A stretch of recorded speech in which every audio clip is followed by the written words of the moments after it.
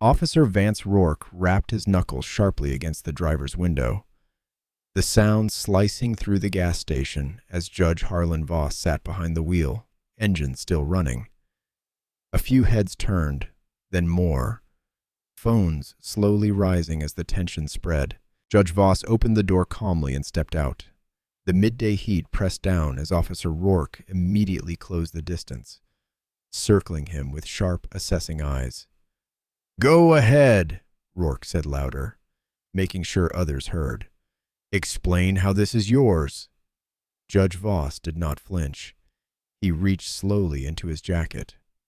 "Don't try anything," Rourke snapped, his tone turning colder, hand hovering near his belt. Judge Voss stopped just enough to meet his gaze, voice steady and controlled. "I am a federal judge." For a split second, the air shifted, but Rourke's expression did not change, because the man trying to put him in his place had no idea he was challenging authority far beyond his own. Judge Harlan Voss stepped out of his Rolls-Royce. The midday sun beat down on the gas station. Heat rose in waves from the blacktop. His shirt already clung to his back after the long drive. He stretched, feeling the tension in his shoulders from hours behind the wheel. Before his hand even left the door handle, tires screeched against pavement. A police cruiser pulled in sharply, stopping at an angle behind his car. The officer inside stared at him with narrowed eyes, then swung the door open and stepped out. Officer Vance Rourke approached with his hand resting on his holster, eyes never leaving Judge Voss. No greeting, no smile, just immediate suspicion. "How did you get this car?" Rourke demanded, voice cutting through the quiet station. Judge Voss maintained his composure, years of courtroom discipline holding firm. "Good afternoon, officer. It is my vehicle. I purchased it." Rourke circled him like a shark, boots scraping against the pavement. "Pretty fancy ride. License and registration." "Of course," Judge Voss said, keeping his voice steady. A few customers pumping gas had stopped to watch. Judge Voss felt their eyes on him as Rourke continued circling, getting closer with each pass. "What brings you through here? Don't see many cars like this around." Rourke's voice grew louder, ensuring everyone could hear. "Seems out of place." "I'm returning from a conference," Judge Voss explained, recognizing the familiar pattern unfolding. The assumptions, the tone, the immediate suspicion that had nothing to do with his driving. "Conference, huh?" Rourke scoffed. "What kind of conference you attending in a ride like this?" Judge Voss took a deep breath. "A judicial conference. I am a judge." "Sure you are," Rourke sneered. "And I'm the president." Judge Voss reached slowly toward his inside pocket.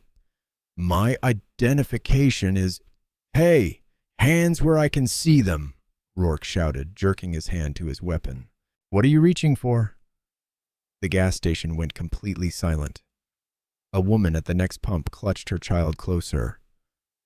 "My identification," Judge Voss said carefully, hands now visible.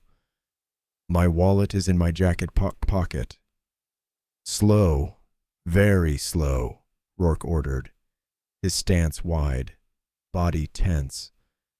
Judge Voss felt sweat beading on his forehead as he carefully retrieved his wallet. The badge inside clearly showed his federal judicial credentials. "I'm a federal judge," he said clearly, holding out his ID. "Judge Harlan Voss." Rourke glanced at it, then snorted. "Nice fake. Real professional looking." "It is not fake," Judge Voss said, controlling his growing anger. "You can call the federal courthouse to confirm." "Oh, I am calling all right," Rourke said, grabbing his radio. "Dispatch, I have got a possible stolen vehicle at the Sunoco station. Subject claiming to be a federal judge. Possible impersonation of a federal officer." Judge Voss stood perfectly still, humiliation washing over him. People were openly staring now, phones raised to record the scene. "Sir, I suggest you do not move," Rourke said loudly. "Backup is on the way." "This is unnecessary," Judge Voss said, his voice tight but measured. "I have shown you proper identification, and I have determined it requires verification," Rourke shot back, "unless you want to add resisting to those charges." In the distance, sirens wailed. Within minutes, 2 more patrol cars pulled in, lights flashing across the station in blue and red pulses. Officers emerged with hands on their weapons. Judge Voss stood motionless in the growing circle of law enforcement. Customers watched from behind their cars and from the safety of the convenience store. As the lights flooded across the gas station, Judge Harlan Voss realized with perfect clarity that this was far from over. Moments later, multiple officers arrived, their presence turning the gas station into a spectacle under the bright midday sun. The patrol cars created a half circle around Judge Voss's Rolls-Royce, their lights still flashing unnecessarily against the daylight. People pumping gas abandoned their task to watch. Officer Rourke strutted toward his colleagues, chest puffed with authority. He gestured toward Judge Voss with dismissive flicks of his wrist. "Got a guy here claiming he is some federal judge," Rourke announced loudly. "Driving this luxury vehicle that does not match his profile. Would not be surprised if it is stolen." Got real defensive when I started asking questions. Judge Voss's jaw tightened. Not one word of that was true. A female officer approached, her expression already hardened by Rourke's briefing. "Sir, please place your hands on the hood of the vehicle." "This is completely unnecessary," Judge Voss said, his voice still controlled despite the growing knot in his stomach. "I have already identified myself as Judge Harlan Voss of the Federal District Court. My credentials are—" "Hands on the vehicle now," the second officer demanded, her hand hovering near her holster. Judge Voss slowly placed his palms against the hot metal of his car hood. The heat burned against his skin, but the humiliation burned deeper. Around him, the crowd had grown. A truck driver filmed with his phone. A mother hurried her children into their minivan, casting worried glances. A teenager behind the gas station window pressed his face against the glass. Rourke circled the Rolls-Royce, whistling low. "Mind if we take a look inside, Your Honor?" He did not wait for permission. He yanked open the passenger door and began rifling through the glove compartment, tossing papers onto the seat. "I do not consent to a search," Judge Voss stated firmly. Rourke ignored him, digging deeper. "Awful nice car for a public servant. Where did you really get it, huh?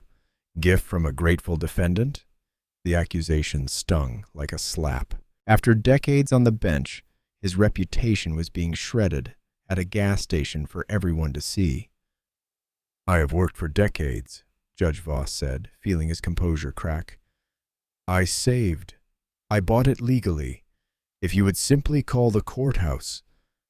"We are doing that now," the female officer cut in, though her tone suggested she did not believe him either. Someone from dispatch spoke through the radio. The crowd had grown, most with phones raised. Judge Voss could feel the weight of their stares, the assumptions being made. He had sentenced criminals to years in prison with less discomfort than he felt in this moment. Minutes stretched painfully. The sun beat down. Sweat trickled down Judge Voss's back beneath his tailored suit. Finally, the radio crackled.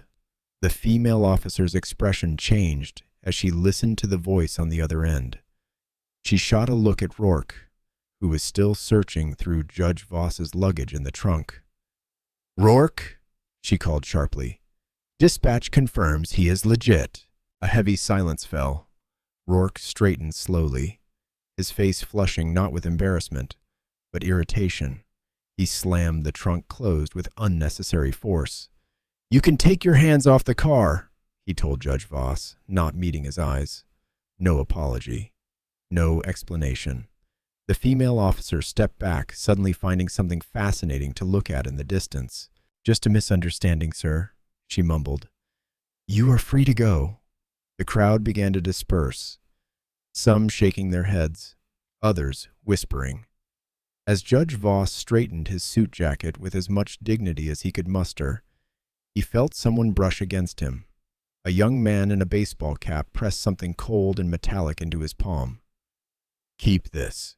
You will need it," he whispered, then walked away without looking back. Judge Voss glanced down. In his hand was a phone, not his own. Judge Voss sat back in his car, hands trembling slightly, as he watched the recording, the afternoon sun still glaring through the windshield. The phone screen showed everything in painful clarity. There he was, standing at the pump, and there was Rourke, swooping in like a predator. "How did you get this car?" Rourke's voice rang through the small speaker, dripping with accusation. Judge Voss's own calm response, the escalation, the backup, his hands on the hood of his own vehicle. He paused the video, taking a deep breath. It was worse than he remembered. From this angle, he could see what he could not before. The smirks between officers, the casual way they violated his rights, the phone recording his humiliation. Decades on the bench, and this is what it came to. Being treated like a criminal for driving his own car. His finger hovered over the play button. He had to see it all.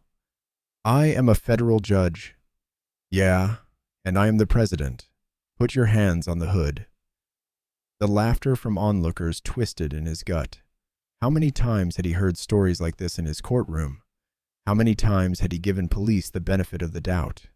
When the video ended, Judge Voss sat motionless for a full minute. Then, with deliberate movements, he slipped the phone into his pocket, straightened his tie, and started the engine. He was not going home. Not yet. The local precinct was a squat brick building, American flag hanging limply in the still afternoon heat. Judge Voss parked in a visitor spot, noting how his Rolls-Royce stood out among the patrol cars. He would not hide who he was.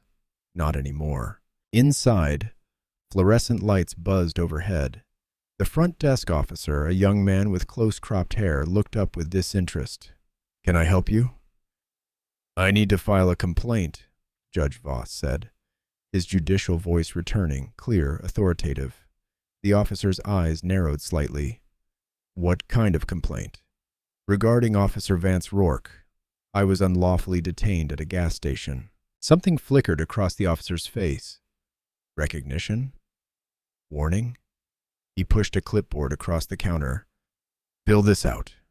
Someone will be with you." Judge Voss took the clipboard and sat in a hard plastic chair against the wall. The form was unnecessarily complex, full of repetitive questions and tiny spaces for answers.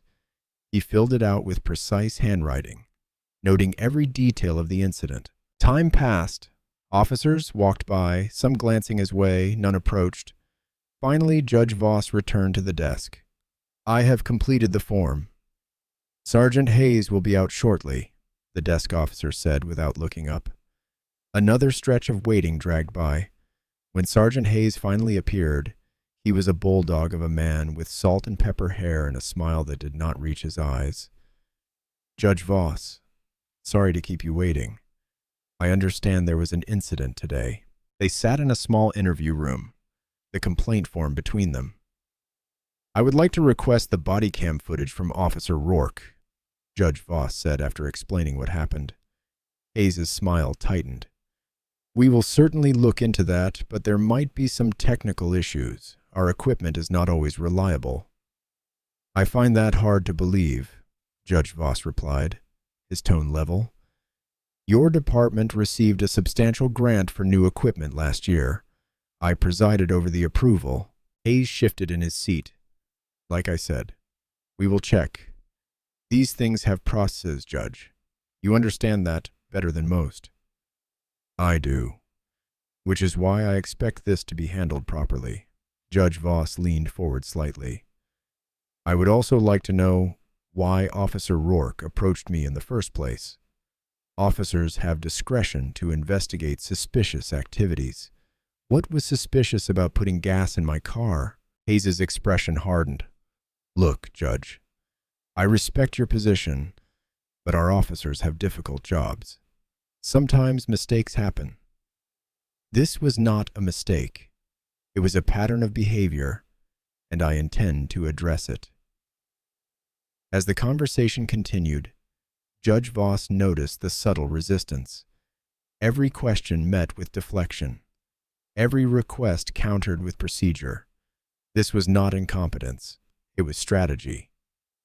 "We will be in touch," Hayes finally said, standing up. "These investigations take time." "I expect regular updates," Judge Voss replied. As he walked back through the precinct, he felt eyes following him. Two officers by the water cooler fell silent as he passed. Another whispered something to his partner. The desk officer watched him with undisguised hostility. The early evening air felt cool compared to the stifling atmosphere inside. Long shadows stretched across the parking lot as Judge Voss walked to his car. A patrol vehicle drove slowly past him, the officer inside making deliberate eye contact. Judge Voss paused, key in hand. His courthouse was only a short drive from here. He had passed this precinct countless times, sat in meetings with their chief, reviewed their cases, and yet, in all those years, he had never truly seen what was happening. The realization settled on him like a weight. What happened at the gas station was not an isolated incident. It was not one bad officer having a power trip. It was a system protecting itself, closing ranks against outsiders, even those who should have been allies. He looked back at this precinct building, seeing it with new eyes. How many complaints had been filed here, only to disappear into bureaucratic limbo? How many citizens had walked away knowing that justice was not available to them? Judge Voss slid into his car, the leather seat no longer feeling like the comfort it once was. The phone with the video evidence sat heavy in his pocket. For the first time in his career, he found himself on the other side of the system he had served, and it was a cold, intimidating place to be. That same evening, Judge Voss sat on the edge of the hotel bed, his tie loosened and jacket discarded. The room's lamp cast long shadows across the walls as daylight faded outside. His fingers hovered over his phone for a moment before dialing. Despite the comfort of the upscale hotel, tension clung to him like a second skin. Nora answered on the second ring. "Dad? Everything okay?" "No," Judge Voss said, his voice tired. "Something happened today." He recounted everything.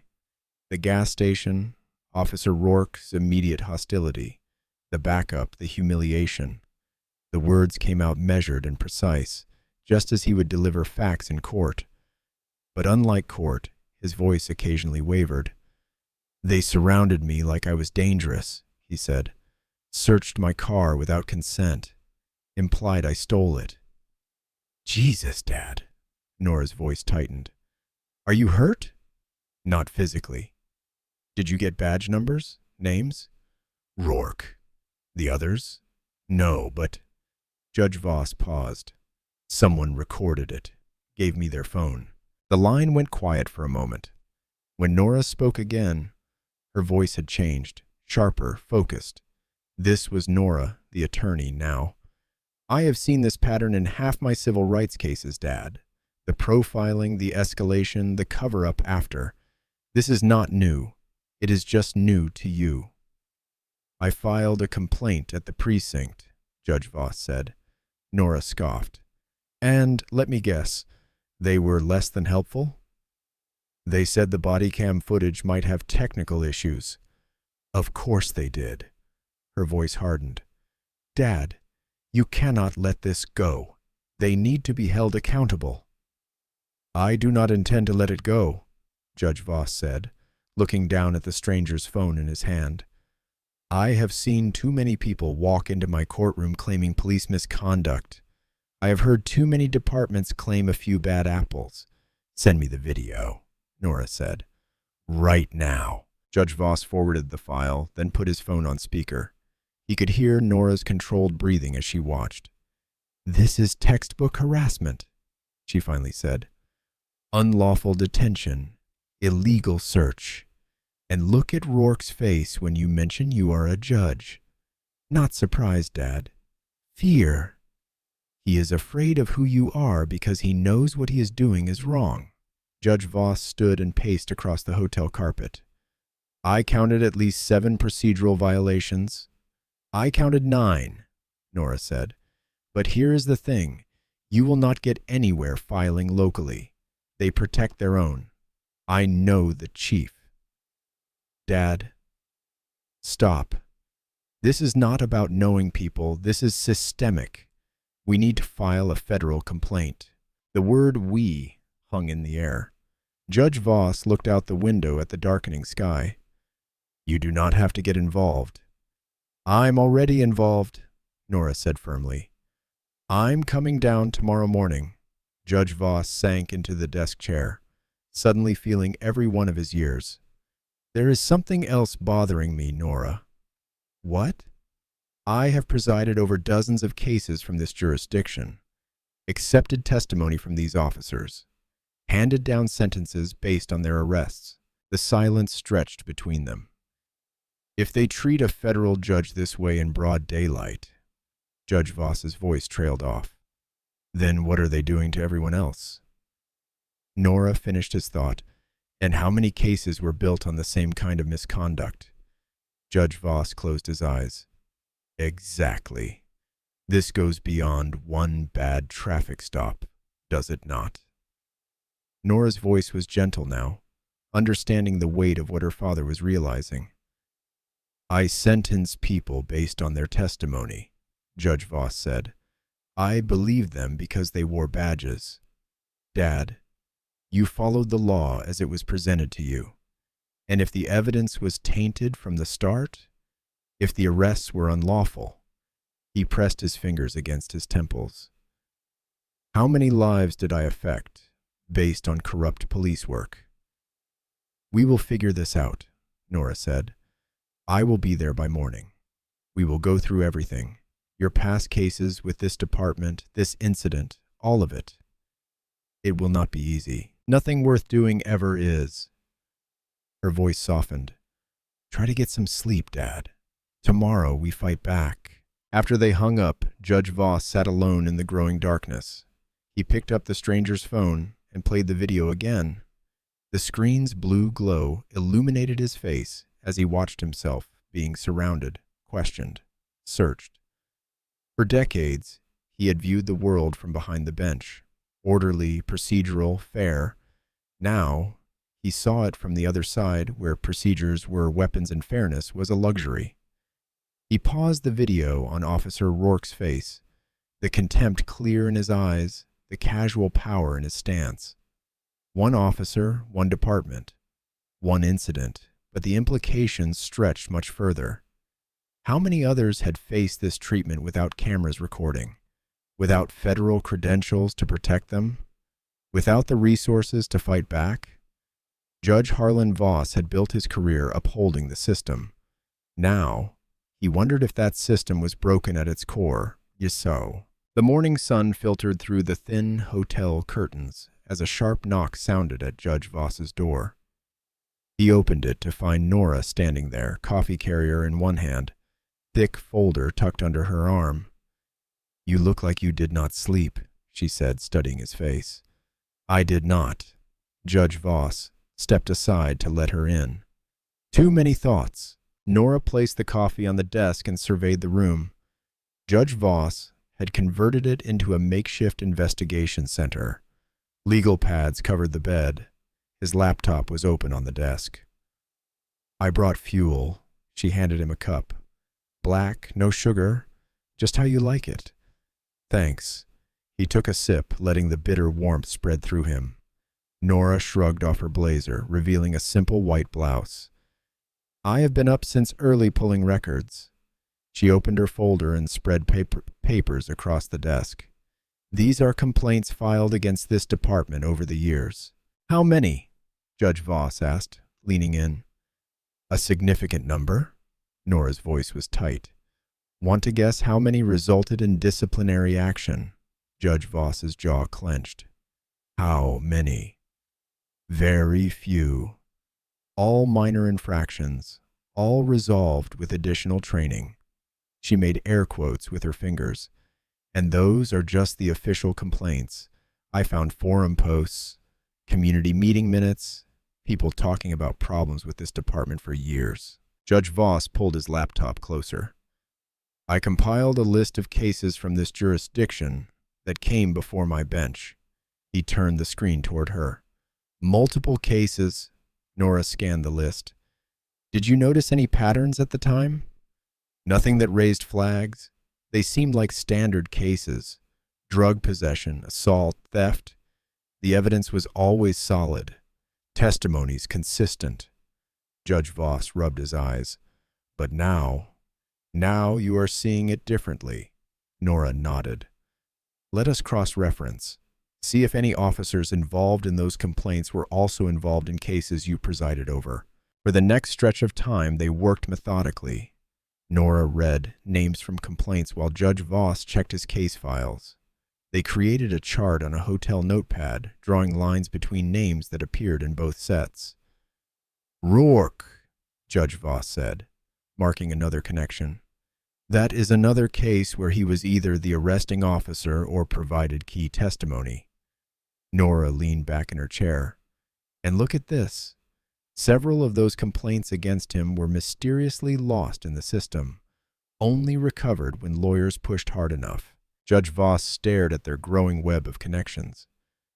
Sheriff Harlan's name keeps appearing too, not directly involved in arrests, but signing off on reports, vouching for his officer's conduct. Nora, look at this. Nora spread out several police reports side by side. The language is almost identical in how they describe finding evidence, in plain view on the passenger seat, clearly visible through the vehicle window. It is like they are working from a template. Judge Voss's face darkened. That is not just lazy report writing. That is deliberate. If evidence is in plain view, they do not need a warrant. Nora finished. Convenient pattern, is it not? Judge Voss picked up his coffee, now cold. We are talking about dozens of arrests, Nora. Potentially hundreds of civil rights violations, and years of sentences handed down based on this evidence. Nora met his eyes. I know what you are thinking, Dad. This is not on you. Before Judge Voss could respond, a soft sound caught their attention. Something sliding under the door. They both froze. Nora moved first, walking carefully to the door. A white envelope lay on the carpet. She looked through the peephole, but saw only an empty hallway. Someone was just here. She picked up the envelope. No name, no markings. Judge Voss joined her. Open it.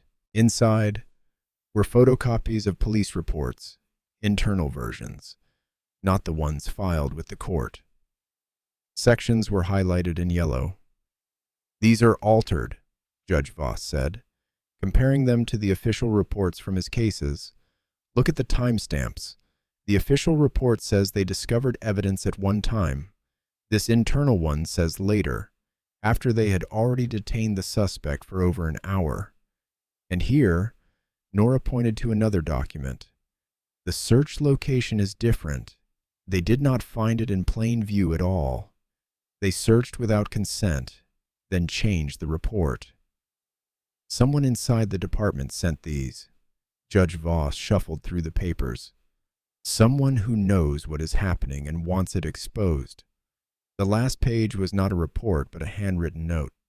Not just Rourke. System goes to the top. More coming.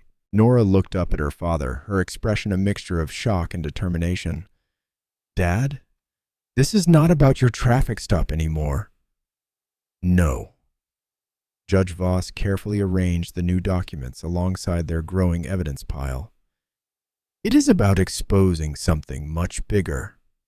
They stared at each other across the hotel desk, the weight of what they had discovered settling between them. What had started as a personal injustice was revealing itself as something far more sinister. A corrupt system that had been operating unchecked for years, with real victims and real consequences. And someone on the inside wanted them to know. Late morning sunlight streamed through the hotel window as Judge Voss and Nora pored over the anonymous documents. The pile had grown, spreading across the desk in organized chaos. Coffee cups sat empty beside them. "Look at this one," Nora said, sliding a report toward her father. "Driver pulled over for a broken tail light, but the body cam timestamp shows the light working when the officer first approached. Then, mysteriously, it is broken later in the report." Judge Voss adjusted his reading glasses. "And, conveniently, while checking this non-existent tail light, Officer Rourke spots drugs in plain view." "Exactly. But the report times do not match. There is a gap before the drugs were discovered." Nora's finger traced the inconsistencies. "No judge would allow this if they knew." "Except judges never saw these internal reports," Judge Voss said quietly. "Only the cleaned-up versions." He leaned back in his chair, the weight of realization settling on his shoulders. For years he had presided over cases, trusting the evidence presented followed proper procedure. How many people had he sentenced based on tainted evidence? "We need to contact these people," he said finally. "The ones who were convicted." Nora nodded. "I have already made a list. There are multiple cases from your courtroom alone where Rourke was the arresting officer, plus another dozen from other judges with the same pattern." "Start with the most recent ones," Judge Voss said. "The trail will be freshest." Later, they pulled up outside a small apartment complex on the edge of town. Marcus Ellis had been convicted on possession charges after a routine traffic stop. "Remember," Nora warned as they approached his door, "he might not want to talk. These people have been through the system, and it did not treat them well." The door opened after their second knock. A man in his 30s appeared, instantly tensing when Judge Voss introduced himself. "You are the judge," Marcus said flatly, "the one who gave me a sentence." "Yes, Mr. Ellis. I would like to talk about your arrest if you are willing." Marcus's eyes darted between them. "Why now?" "Because we have reason to believe Officer Rourke may have violated procedure during your stop," Nora explained. "And you might not be the only one." Marcus hesitated, then stepped back. A few minutes. Inside, the apartment was small but neat. Marcus remained standing, arms crossed defensively. "Can you tell us about the night you were pulled over?" Judge Voss asked. "You know what happened. It is in the report." Marcus's voice was hard. "We want to hear your version," Nora said gently. Marcus stared at them for a long moment. "He said my license plate light was out, but it was not. My cousin had just fixed it that morning." "Did you tell your lawyer that?" Judge Voss asked. "Yeah. He said it did not matter. Said they had the drugs and my word against a cop's was not worth fighting. Said I would get a longer sentence if I did not take the plea." Marcus's jaw tightened. "And the drugs?" Nora pressed. "Where did Officer Rourke say he found them?" "Under the passenger seat, but they were not mine, and they were not there before he searched." Marcus's eyes locked onto Judge Voss's. "I told you that at sentencing. You did not believe me." Judge Voss felt the accusation like a physical blow. He remembered the case. Another routine drug possession. Another defendant claiming innocence. He had heard it all before. "There were other cases that month," he said quietly, "all with similar circumstances. I did not see the pattern then." "And now?" Marcus's voice held both hope and skepticism. Nora pulled out copies of the internal reports. "These suggest Officer Rourke planted evidence in multiple cases, including yours. The department covered it up." Marcus's hands trembled slightly as he took the papers. "So, what happens now?" "We are building a case," Judge Voss said. "With enough evidence, we could potentially overturn these convictions." "You believe me now?" Marcus asked, looking directly at Judge Voss. "Yes," Judge Voss said, the single word carrying the weight of years of misplaced faith in a flawed system. "I do." They visited more homes that afternoon. One door remained firmly closed. the other open to a frightened woman who would not speak until her children left the room. Each story echoed Marcus's: minor traffic violations, questionable searches, pressure to accept pleas. The sun was beginning to set as they walked back to their car after the last visit. "This is just the beginning," Nora said, her voice tight with controlled anger. "How many others are there?" Judge Voss did not answer.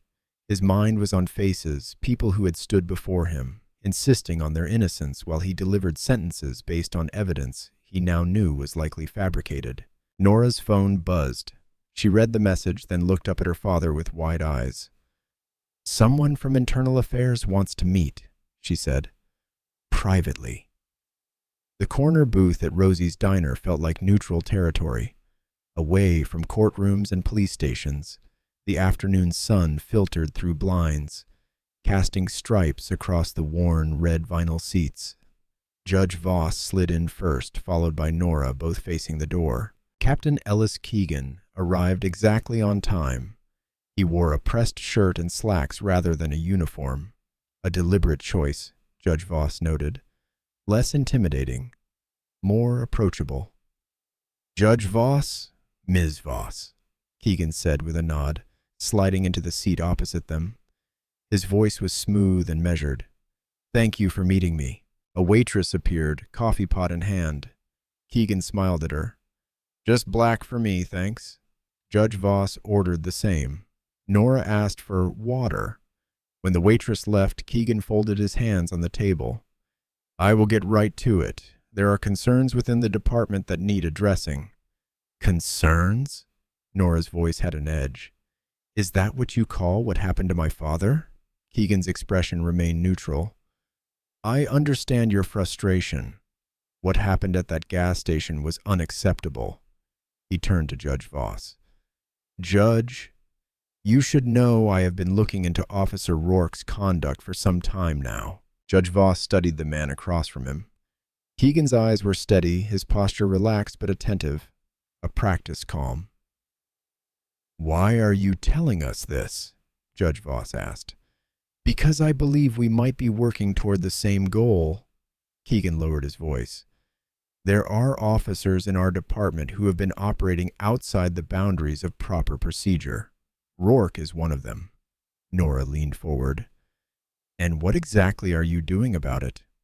"Building a case," Keegan replied. "These things take time. Evidence needs to be gathered carefully, the right procedures followed. Meanwhile, innocent people remain convicted," Judge Voss said. The waitress returned with their drinks. The conversation paused as steam rose from the coffee cups. When she left, Keegan continued. "I understand you have been gathering information, talking to people who have had encounters with Rourke." Judge Voss's eyes narrowed. "You have been watching us. Let us just say word gets around." Keegan took a sip of his coffee. "I'm here because I think we could help each other. You have access to people who might not talk to me. I have access to internal documents that could strengthen whatever case you are building." "What is in it for you?" Nora asked bluntly. Keegan smiled slightly. "I believe in doing my job properly. Internal affairs exist to maintain integrity." "Then why has nothing been done about Rourke before now?" Judge Voss asked. "These situations are complicated." Keegan's voice remained even. "There are relationships within the department, loyalties, politics." "You mean corruption," Nora said. Keegan did not flinch. "I mean obstacles, ones I have been navigating carefully." Judge Voss studied the man's face. "You are suggesting we share what we found with you." "I am suggesting we pool our resources for mutual benefit." Keegan leaned forward. "I can offer you protection. Make sure no one interferes with what you are doing." "Protection from whom exactly?" Nora asked. "Are you saying there are others who might try to stop us?" Keegan's eyes flickered briefly. "All I am saying is that Rourke has friends, and some of them are in positions of influence." "Like Sheriff Harlan?" Judge Voss asked. The slight tightening around Keegan's eyes told Judge Voss he had hit a nerve. I'm not naming names, Keegan replied carefully, but you are not wrong to look higher up the chain. So, what exactly are you proposing? Judge Voss asked. Share what you have. I will share what I have. We keep each other informed. I can make sure certain doors stay open for you. Keegan slid a business card across the table. My personal number. Call any time. Nora did not reach for it. And if we decide not to work with you? Then we continue our separate investigations. Keegan shrugged. But things might move more slowly. For both of us. The conversation felt like a chess match to Judge Voss. Keegan was revealing just enough to appear cooperative without committing to specifics. I will consider your offer, Judge Voss said finally, taking the card. That is all I ask. Keegan drained his coffee cup and stood. For what it is worth, Judge, what happened to you should not have happened, and I intend to make sure there are consequences. He laid a few dollars on the table for the coffee and nodded goodbye. Judge Voss and Nora watched him walk through the diner and out the door. The bell above the entrance jingled as it closed behind him. What do you think? Judge Voss asked, turning to his daughter. Nora's eyes remained fixed on the door. I think he measured every word, gave us just enough to seem helpful without actually committing to anything. She turned to her father. He knows more than he is saying. That evening, Judge Voss drove back to his hotel while Nora stayed behind to organize the evidence they had collected. The sunset painted the sky in deep oranges and reds, casting long shadows across the parking lot as he pulled in. He slowed the car, something catching his eye. A dark sedan sat idling 3 spaces away, its windows tinted just beyond what was legal. The driver's silhouette remained motionless, facing Judge Voss's direction. Judge Voss parked deliberately, taking his time gathering his briefcase. The sedan's engine continued running. He glanced at it again as he walked toward the hotel entrance, memorizing the license plate without making it obvious he was looking. The hotel lobby was quiet. Judge Voss nodded to the receptionist and headed for the elevator, the weight of the day heavy on his shoulders. The encounter with Keegan had left him uneasy. The man had been too smooth, too careful with his words. When Judge Voss reached his floor, he walked down the hallway, keycard in hand. He paused before his door, noticing something immediately. The Do Not Disturb sign he had left hanging was now gone. He was certain he had placed it there this morning. He slid the keycard into the lock, pushing the door open slowly. The room appeared normal at first glance. Bed still made, curtains drawn as he had left them.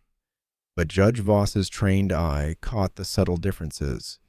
His briefcase from yesterday was not at the exact angle he had left it. The papers on the desk were stacked too neatly, not in the slightly messy pile he had left behind. Someone had been in his room.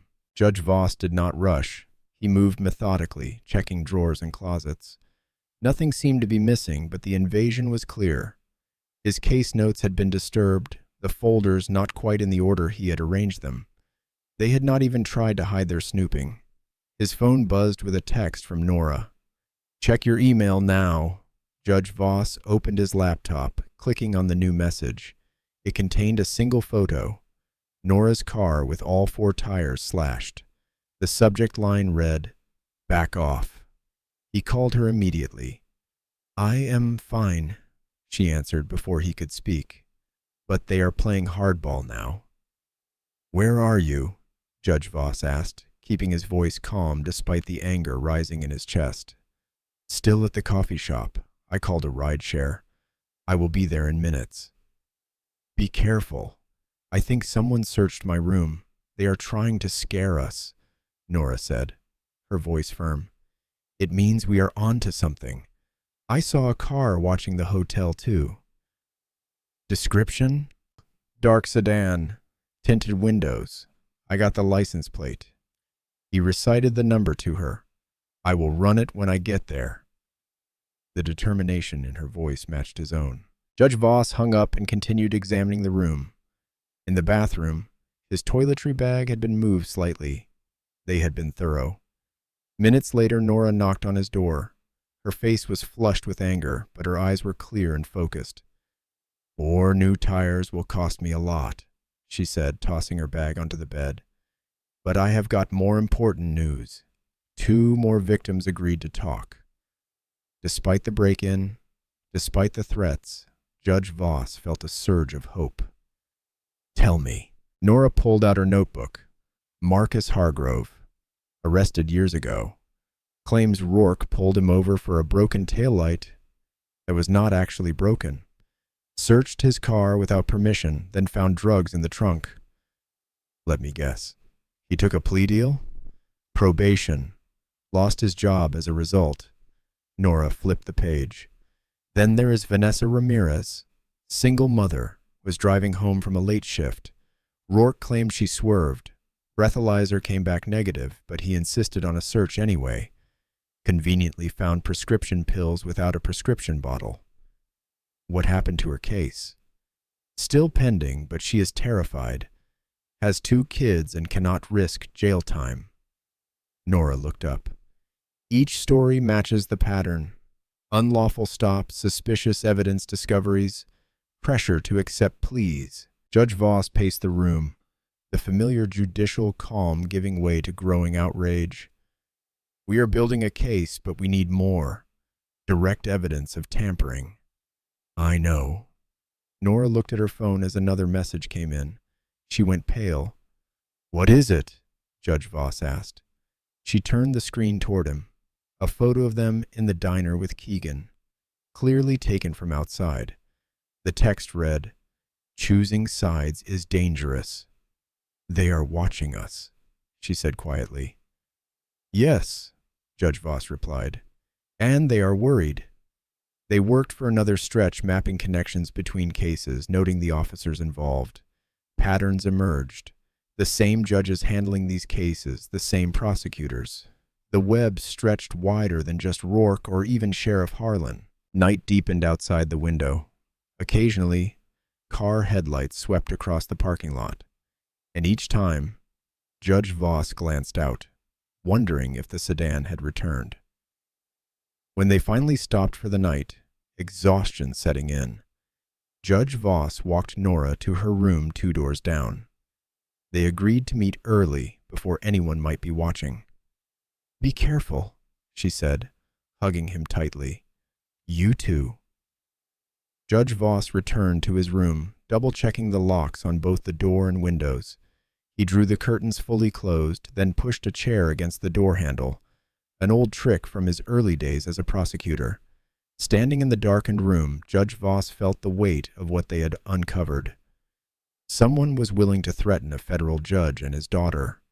The stakes were clearly higher than a single corrupt officer.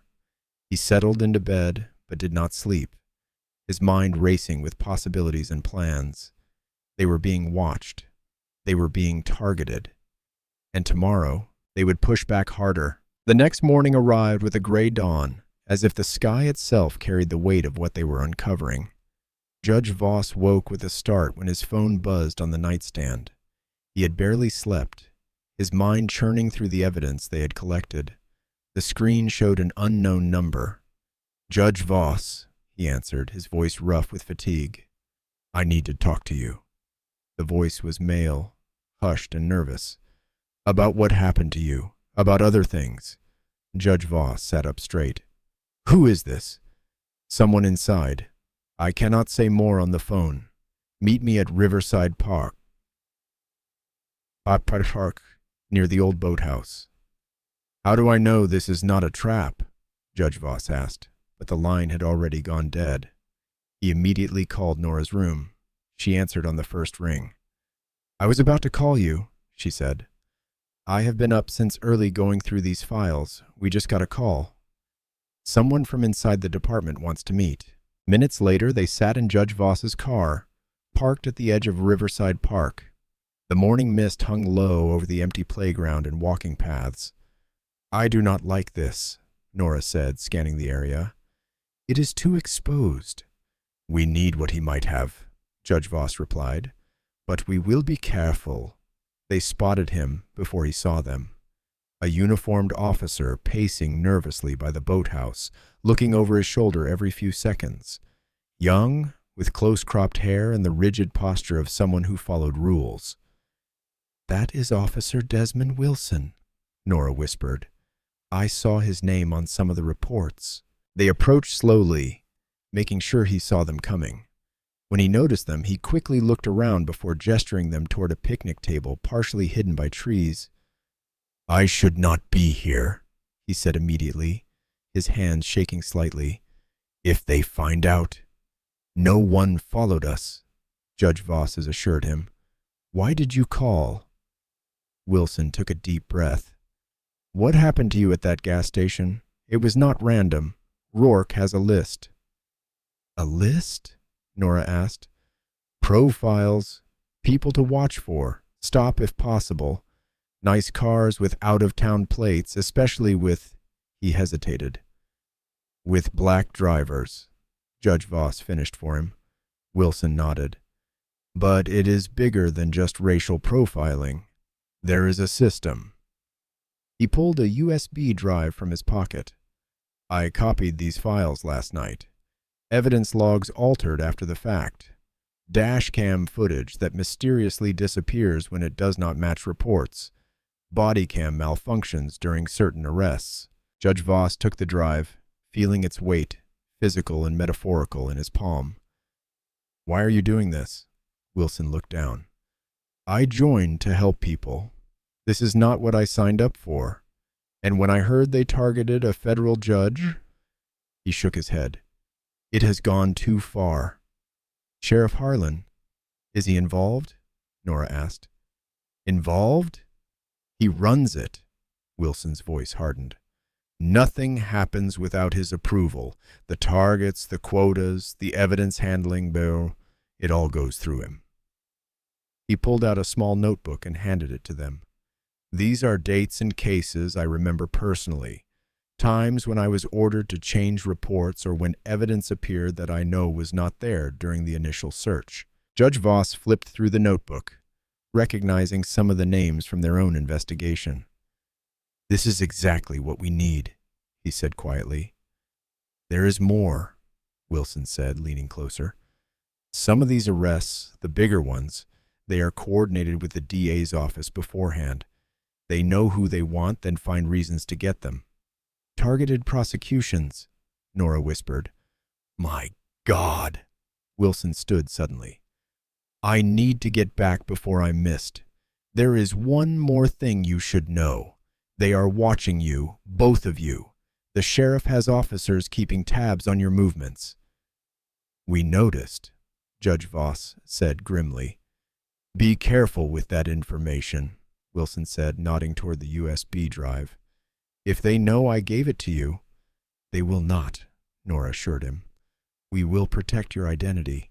As Wilson walked away, his shoulders tense with fear, Judge Voss and Nora returned to the car. "This is it," Nora said, her voice tight with controlled excitement. "This is everything we need. Documented proof of systematic corruption, direct orders, pattern of behavior, all of it." Back in Judge Voss's hotel room, they immediately began reviewing the files. The evidence was damning. Internal emails directing officers to target specific individuals, logs showing evidence added hours after arrests, and Sheriff Harlan's signature on dozens of falsified reports. "Look at this," Nora said, pointing at an email thread. "Harlan specifically instructs officers to find reasons to stop certain vehicles. This is not random harassment. It is coordinated targeting." Judge Voss felt a complex mix of emotions. Vindication that his suspicions were correct, but horror at the scope of the corruption. The system he had served for decades had been manipulated in ways he could not have imagined. "We need to take this to the federal prosecutor's office," he said. "This goes beyond local jurisdiction." Nora was already organizing the evidence, creating a timeline of abuses. "We will need sworn statements from the victims. Wilson's testimony will be crucial if he is willing." "He is taking an enormous risk," Judge Voss said. We need to move quickly before they realize what he has done."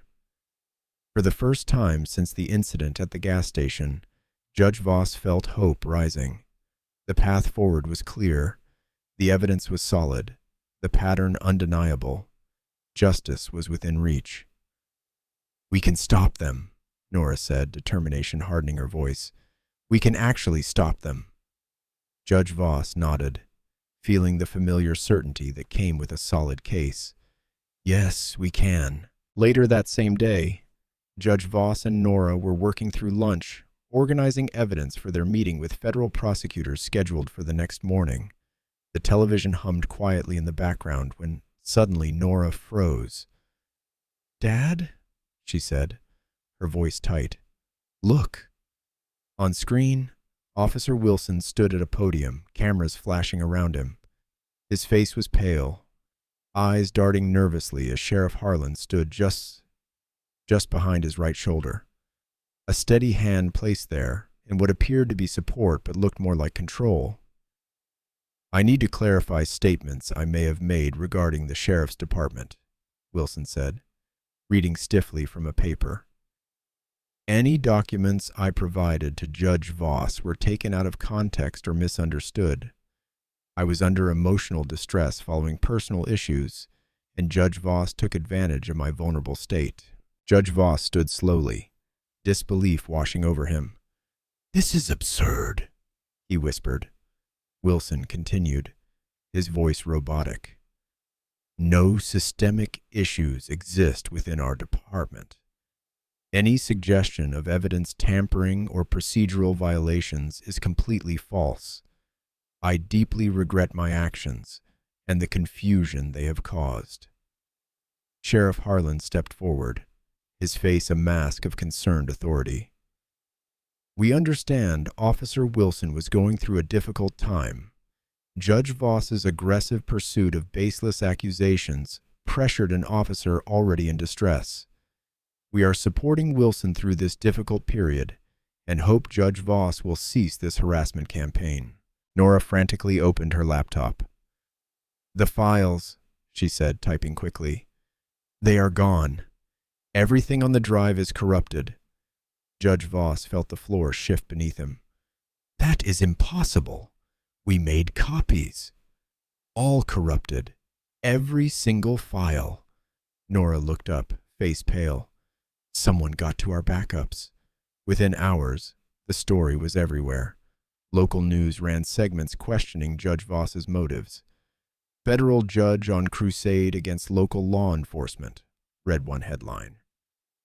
"Judge's personal vendetta after traffic stop?" asked another. By late afternoon, Judge Voss's phone rang. It was the chief judge from his district.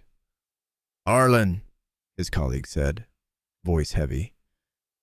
"There is no easy way to say this. The Judicial Ethics Committee has received a formal complaint about your conduct." "What complaint?" Judge Voss asked, though he already knew. "Sheriff Harlan claims you are using your position to intimidate officers and fabricate evidence against his department. They have submitted sworn statements from Officer Wilson that you pressured him into providing falsified documents." "That is preposterous," Judge Voss said. "I have done nothing." "There is more," the chief judge interrupted. "They are calling for a review of your past rulings, claiming bias against law enforcement. The media is already digging into your case history." Judge Voss just sat down heavily. "This is retaliation. You must see that." "I do not know what to see anymore, Harlan, but until this is resolved, you are being placed on administrative leave." After hanging up, Judge Voss tried repeatedly to reach Captain Keegan. Each call went straight to voicemail. "He is gone," Nora said grimly, after making her own inquiries. "No one at Internal Affairs will even acknowledge he was assigned to any investigation involving Rourke or the department." The pieces fell into place with sickening clarity. Keegan had never been on their side. He had been Harlan's eyes and ears, tracking their investigation, reporting back what they had discovered, who they had spoken with, every conversation, every lead they had shared. It had all gone straight to Harlan. "We have been played," Judge Voss said, the bitter truth settling in his stomach like lead. By evening, the damage was catastrophic. News outlets were running segments questioning Judge Voss's entire judicial career. Cases he had presided over were being scrutinized, his impartiality called into doubt. A lifetime of careful, principled work was being dismantled in hours. His phone buzzed with a formal email from the Judicial Ethics Committee. The complaint had escalated. Facing such serious allegations, he was being asked to voluntarily step down pending investigation. "You cannot resign," Nora insisted. "That is exactly what they want." But Judge Voss knew the damage was done. Fighting would only prolong the spectacle, drag his reputation further through the mud, and potentially harm the court itself. With leaden fingers, he typed his response, agreeing to step aside. That night, Judge Voss sat alone in his hotel room, the television off, his phone silenced. Decades of service, thousands of cases, a reputation built on fairness and integrity, all of it crumbling around him. The darkness of the room matched his mood as he struggled to comprehend how completely they had outmaneuvered him. He had spent his life believing in the system, in the power of evidence and truth to prevail. Now that same system had been weaponized against him with devastating efficiency. Every move he and Nora had made had been anticipated, countered, and turned against them. In the silence, a terrible realization settled over him. To fight this, he would need to step outside the system he had served his entire life. The rules he had lived by would not protect him now. They would only constrain him while his enemies operated without such limitations. Early the next morning, Judge Voss sat alone in his hotel room, curtains half drawn, the weight of disgrace pressing in as sunlight cut across a table cluttered with scattered files and a silent phone.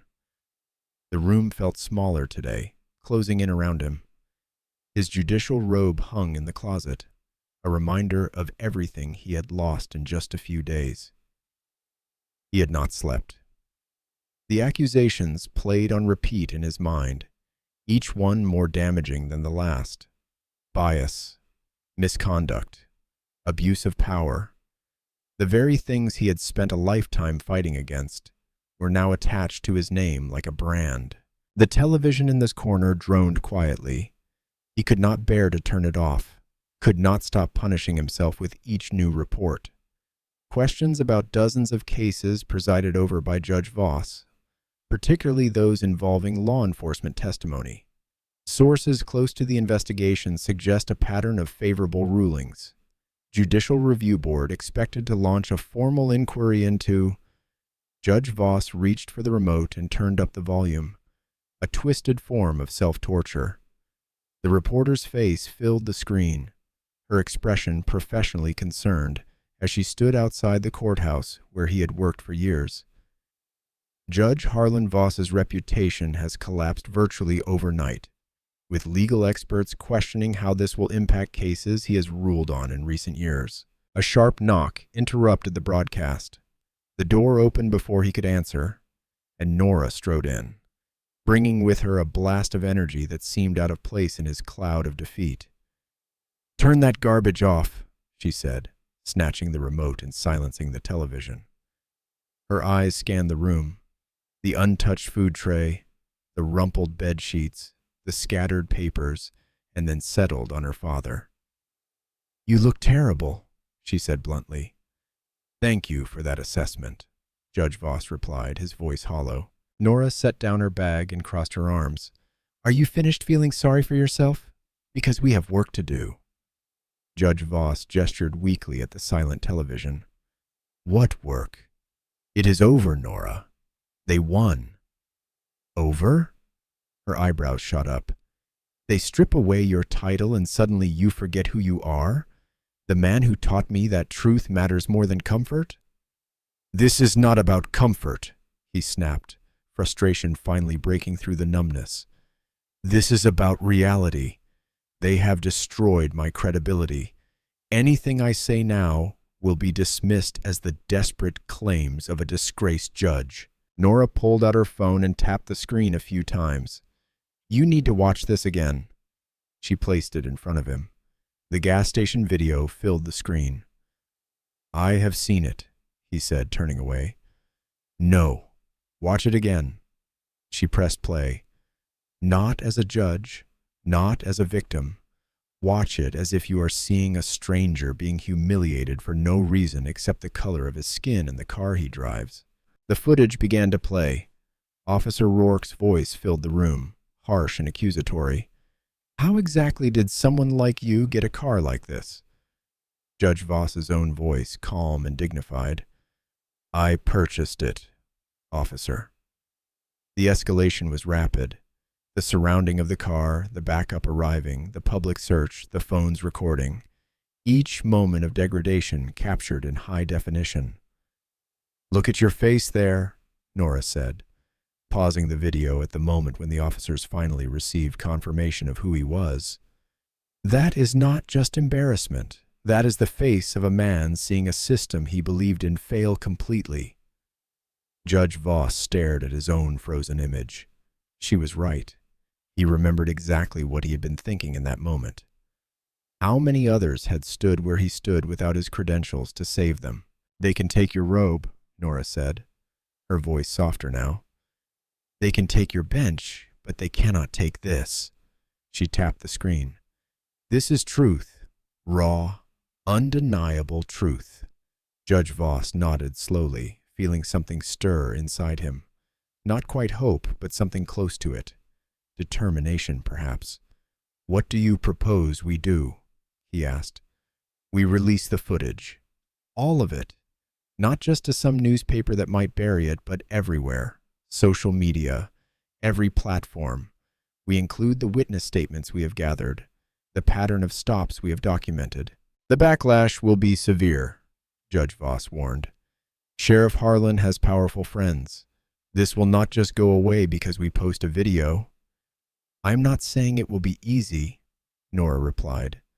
"But right now, they are controlling the narrative. They have made this about you, your credibility, your motives.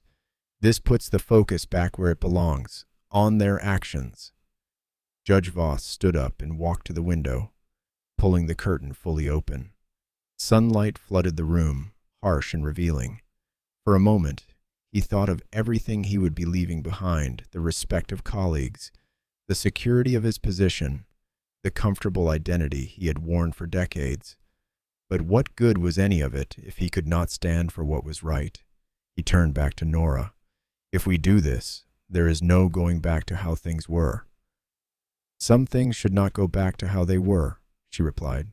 Slowly, almost imperceptibly at first, Judge Voss nodded.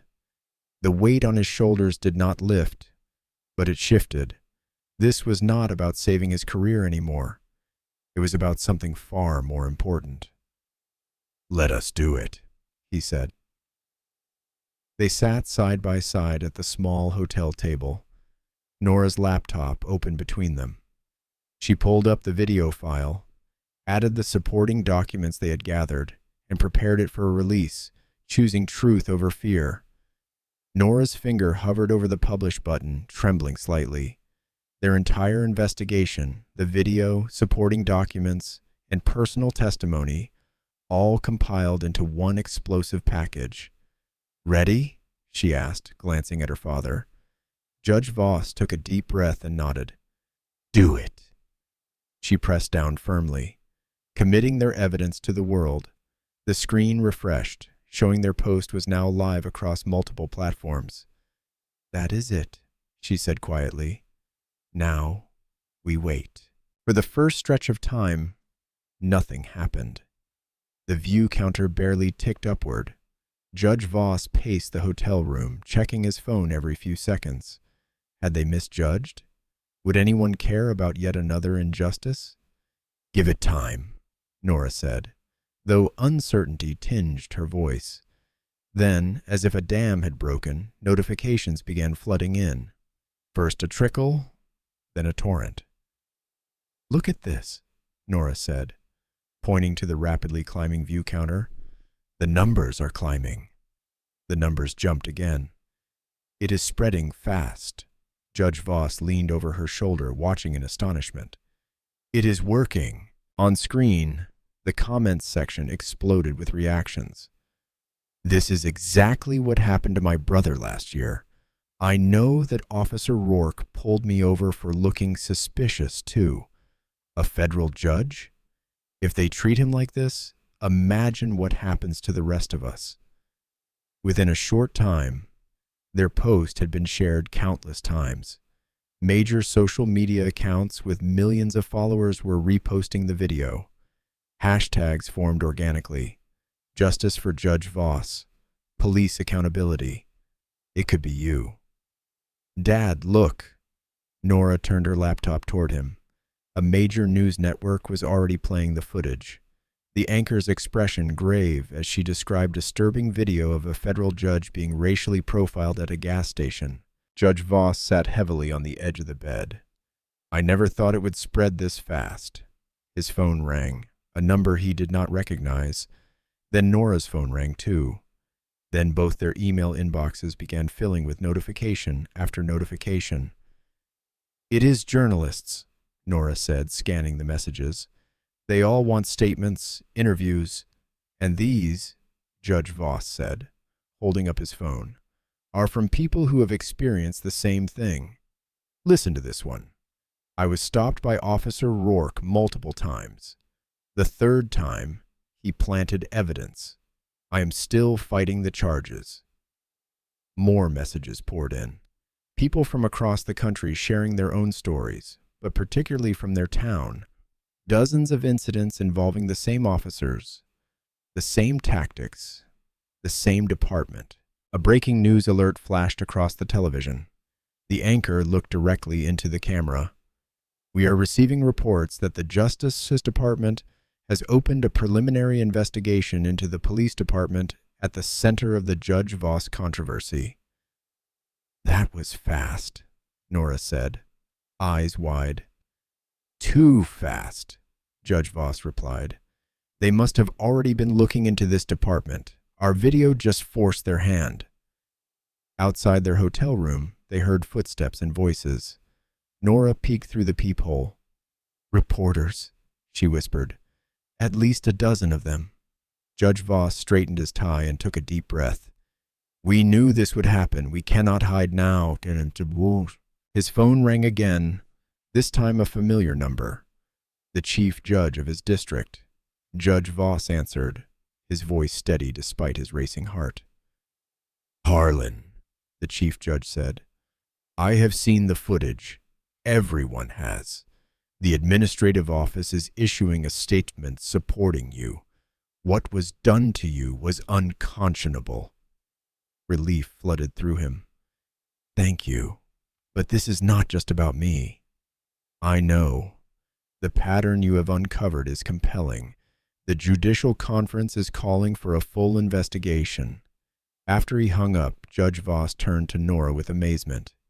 The judiciary is backing us. On television, the coverage continued to spread. Legal analysts dissected every second of the video, pointing out violations of protocol, constitutional rights ignored, the clear pattern of prejudice. Sheriff Harlan appeared briefly in a hastily called press conference, sweating under the lights, insisting it was one isolated incident under investigation. But it was too late for damage control. The truth had broken free. A notification popped up on Nora's laptop. Officer Rourke had been placed on administrative leave pending investigation. It is just beginning, Judge Voss said, watching the storm they had unleashed continue to build. There will be pushback, denial, attempts to discredit us. Let them try, Nora replied. The truth is out there now. They cannot put it back in the box. Judge Voss lowered his phone, watching the news coverage continue to unfold. After days of feeling powerless, of watching his reputation being dismantled, of seeing justice twisted, he felt something he had not expected. Hope. The truth had finally broken free, and it could not be contained. The following morning, the town woke to the sound of sirens. Not routine patrols, but something heavier, coordinated, undeniable. The wailing cut through the early dawn, echoing between buildings and drawing curious faces to windows and doorways. Judge Voss stood in his hotel room, coffee untouched, watching the news unfold live on television. The reporter's voice trembled with barely contained excitement. Breaking news this morning as federal agents descend on the sheriff's department following yesterday's viral video and subsequent allegations. We need to see this, Nora said, already grabbing her keys. Minutes later, they parked a safe distance away. The scene before them was unlike anything the small town had ever witnessed. Black SUVs and tactical vehicles surrounded the sheriff's department. Agents in navy jackets with bold yellow FBI letters moved with practiced precision, coordinating through earpieces and hand signals. Local officers stood outside, some in uniform, others clearly called in from home, their faces a mixture of confusion and growing dread. They did not know this was coming, Judge Voss said quietly. The federal operation moved with mechanical efficiency. Teams split off in different directions, some carrying equipment into the building, others setting up a perimeter. A small crowd of townspeople had gathered across the street, watching in stunned silence as their local law enforcement, untouchable for so long, was suddenly and forcefully contained. Through the department's glass doors, they could see agents moving through the building. Computers were disconnected and boxed. File cabinets were emptied. Papers were carefully sorted and sealed in evidence bags. Look, Nora pointed toward the side of the building where agents had discovered something unexpected. A hidden storage room concealed behind what appeared to be a maintenance closet was being systematically emptied. Box after box emerged, each carefully labeled and photographed before being placed in federal vehicles. "Those are not supposed to exist," Judge Voss said. "Those are case files that should have been in the system." They watched as an agent carefully examined a folder, showing it to her colleague with a grim expression. Evidence that had vanished from cases, reports that contradicted what had been presented in court, the truth hidden away where no one was meant to find it. A commotion near the front entrance drew their attention. Officer Vance Rourke was being led out in handcuffs, flanked by 2 federal agents. His uniform was gone, replaced by casual clothes that suggested he had been pulled from his home.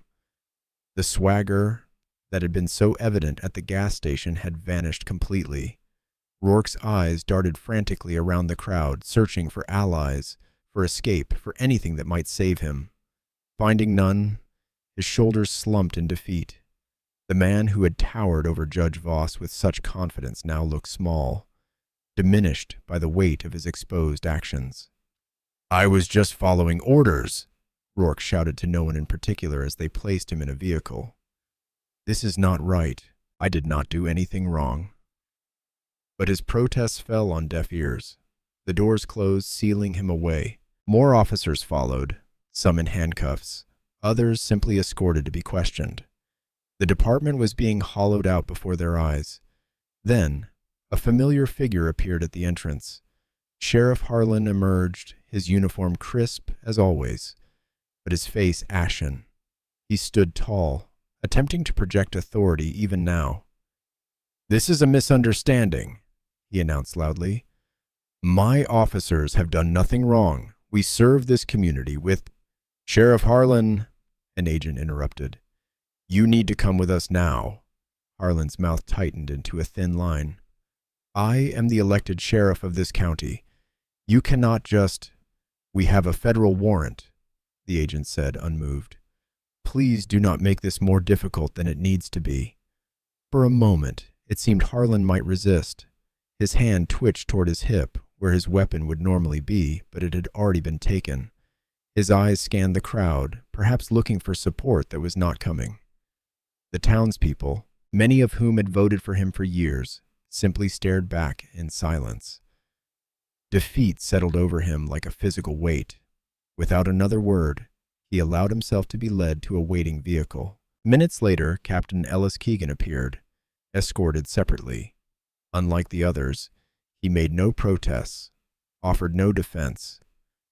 His eyes remained fixed on the ground as he was led away, the quiet betrayer finally exposed. From across the street, Judge Voss watched it all unfold. The morning sun illuminated a scene he had never truly believed possible. The system that had protected itself for so long now lay bare and vulnerable. "This is only the beginning," Nora said beside him. Judge Voss nodded. "But it is a beginning. Years of corruption unraveled in a single morning. Decades of unchecked power dismantled in hours. The machinery of injustice, which had ground forward for so long, finally jammed and broke apart." From across the street, Judge Voss watched it all unfold, knowing this was only the beginning of justice, but it was undeniable. Weeks later, the courtroom was packed, tension thick as every seat was filled, and every eye was fixed on the proceedings about to begin. Reporters squeezed into the back rows, notebooks ready. Citizens who had been wrong sat with straight backs, finally seeing their day arrive. The room hummed with whispered conversations that died instantly when the doors opened. Judge Harlan Voss entered, his steps measured and deliberate. For decades, he had walked into courtrooms with the authority of the bench before him. Today, he entered differently, not as a judge, but as a witness. The shift was powerful, humbling, and necessary. His daughter, Nora, sat in the front row, her eyes never leaving him as he moved toward the witness stand. She had been his strength through all of this, refusing to let him back down even when everything seemed lost. "Please, state your name for the record," the clerk said. "Harlan Thomas Voss." "And your occupation?" Judge Voss paused just for a moment. "Former federal judge."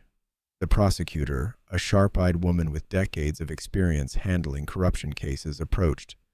"Judge Voss, can you please tell the court about the events that occurred on the afternoon in question?" When he began speaking, his voice was steady, clear enough to reach the back of the room without straining. He recounted every moment from the gas station to the unraveling of the department. He described Rourke's immediate hostility, the escalation, the humiliation that followed. "He demanded to know how I got that car," Judge Voss testified, as if the only explanation for a black man driving a Rolls-Royce was something illegal.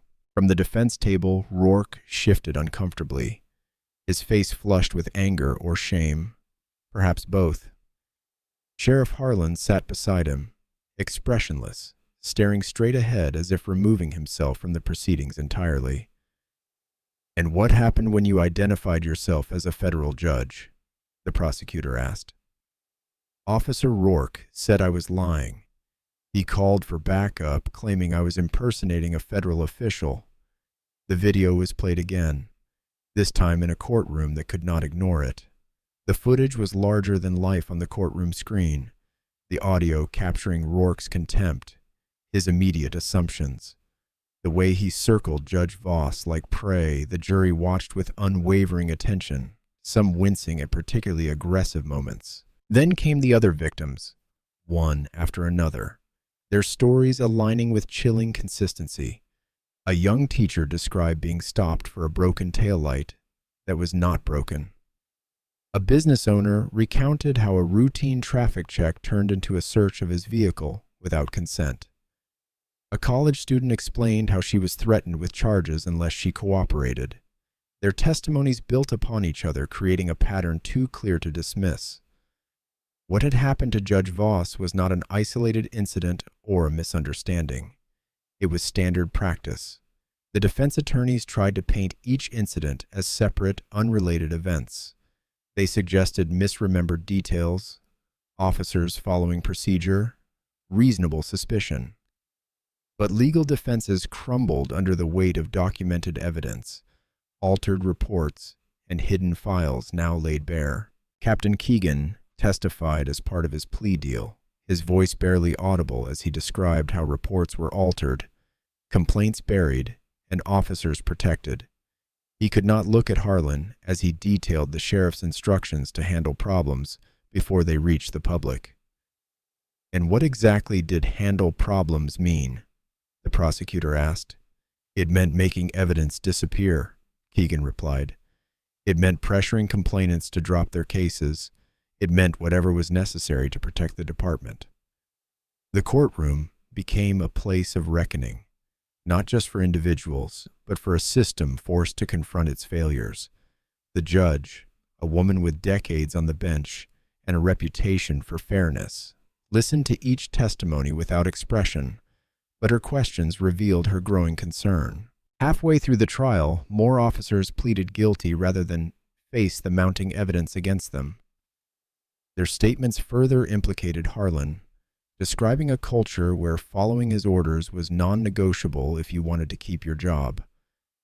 One by one, verdicts were delivered, guilty, clear, final. There was no ambiguity, no escape. The jury deliberated for a short time before reaching unanimous decisions on all counts.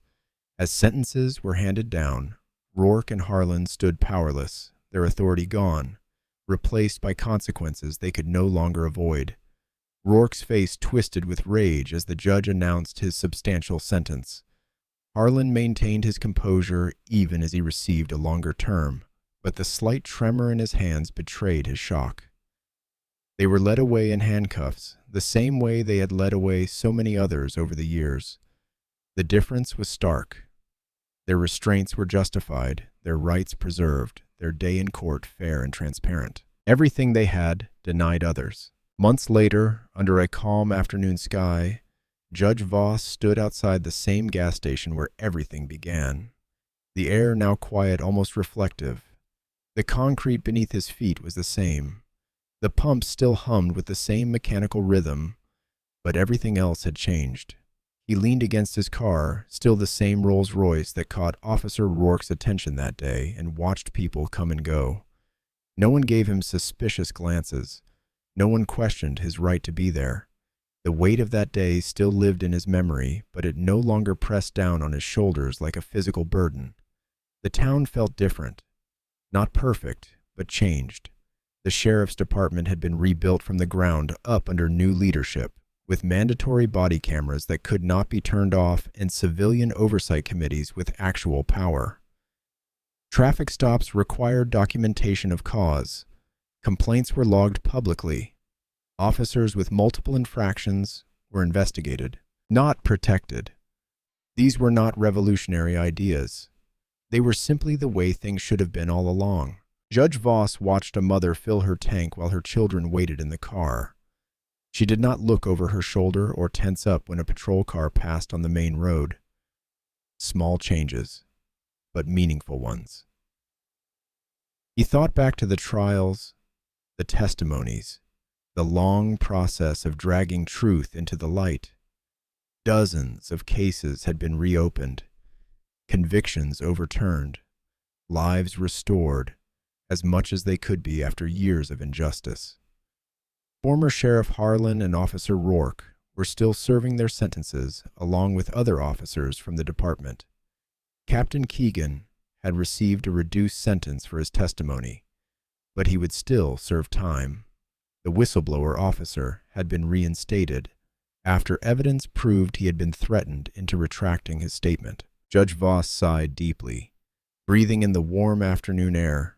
He looked at the spot where he once stood surrounded, remembering the weight of that moment, and how close it came to being buried. If not for the bystander who had slipped him the phone with the recording, if not for Nora's determination, if not for their refusal to back down even when it seemed hopeless, none of this change would have happened. Weeks ago, he had received a letter from the Judicial Council. He had been offered reinstatement, a return to the bench, and the life he once knew. His reputation had been restored, his actions vindicated. He could go back, pick up his gavel, and continue as if the interruption had been nothing more than a pause in his career. But he had declined. The letter sat on his desk at home, His polite but firm response already sent. Judge Harlan Voss would not be returning to the federal bench. Instead, he and Nora had built something new, a foundation dedicated to exposing misconduct and protecting those without power. They called it the Witness Project, inspired by that anonymous bystander who had the courage to record what was happening.